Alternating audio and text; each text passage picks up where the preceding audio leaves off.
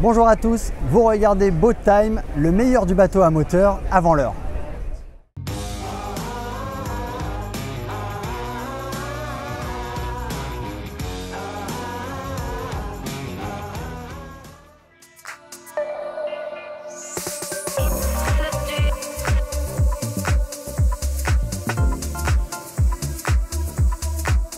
Concepteur en chef chez Boston Whaler, puis fondateur des marques Edgewater et Everglades, Bob Dougherty était une véritable légende de l'industrie nautique.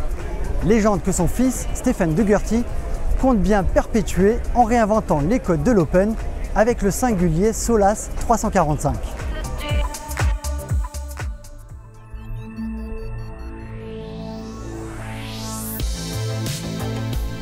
Voici donc à quoi ressemble le bateau de l'année de l'autre côté de l'Atlantique. De face, il ressemble à un Open de pêche comme il en existe des dizaines. Mais vu de la poupe, le Solas 345 fait figure de petite révolution. Une sorte d'extension du cockpit surplombe la ligne de flottaison et s'insère sur l'arrière entre les deux moteurs, lesquels se retrouvent déportés sur chaque bord.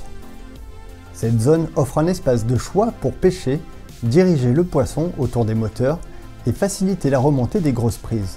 Ce n'est pas tout, celle-ci s'étend davantage via une plateforme hydraulique destinée aux baigneurs.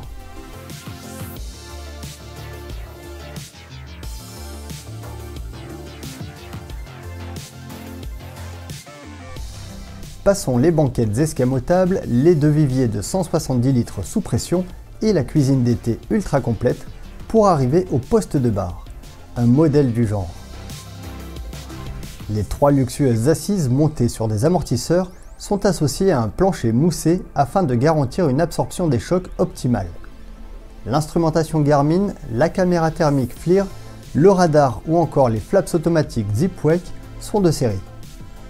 Reste en option le joystick, selon la motorisation, et ce que l'on qualifiera d'étage supérieur.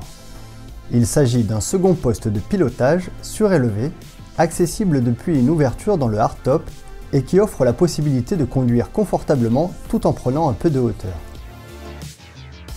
Si vous vient l'envie de vous relaxer enfin, sachez que la console dissimule une cabine équipée d'un canapé convertible en couchage. Vous pourrez également vous prélasser sur les superbes sofas qui garnissent le tiers-avant.